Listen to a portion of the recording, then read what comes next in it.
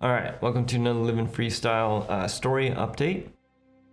I loved chocolate milk, and you're thinking, how do we have stories about chocolate milk? Well, I basically got straightened out in the 6th grade that black and white cows do not make chocolate milk.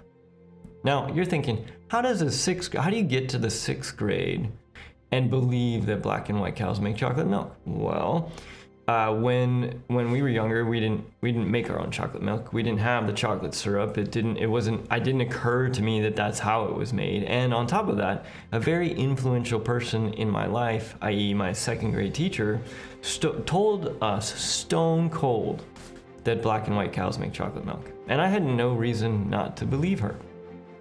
And so I basically was under that impression up until the 6th grade, where I made a comment in class, I believe it was, at one point, and definitely got laughed at.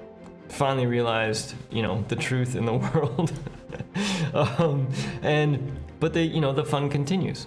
As I said, I love chocolate milk. I had it every day with lunch, but I hated drinking chocolate milk out of the carton because, that was back with all the old milk cartons where, the front end would get soggy and it would just taste weird. So I always needed a straw. Well, we were not allowed to go through the lunch line twice, right? We couldn't go back up. You basically went through once, what you got, you sat down, and that was it. And you weren't allowed to go back up.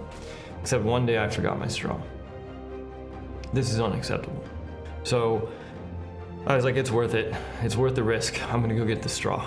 And so I got up and I started walking to go get the straw. And dude, lunch lady was on me like nothing flat. She's already yelling at me, rah, rah, rah, what are you doing? And I was like, but it's still worth it. I'm charging. I'm gonna get this straw. So I got the straw, whole way getting barked at by the lunch lady. And on my way back, I'm trying to be cool. Now this is really hard to do because one, this is me in the 6th grade.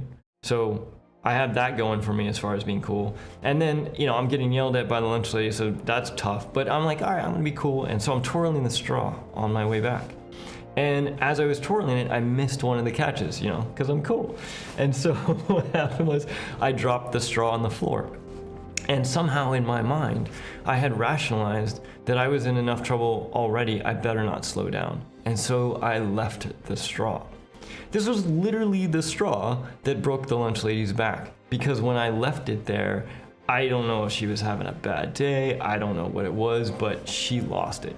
She came flying, and a big old lunch lady comes flying at me, grabs me by my arm with such force, my legs go out from underneath me, and I am now getting dragged, trying to get my legs, underneath me as I'm getting dragged back to my table, where I get thrown into my chair. She grabs my lunch tray, takes it over to a table in the corner, throws it across the table, comes back, grabs me, and hucks me at that table. I go flying in the table, chairs go flying everywhere.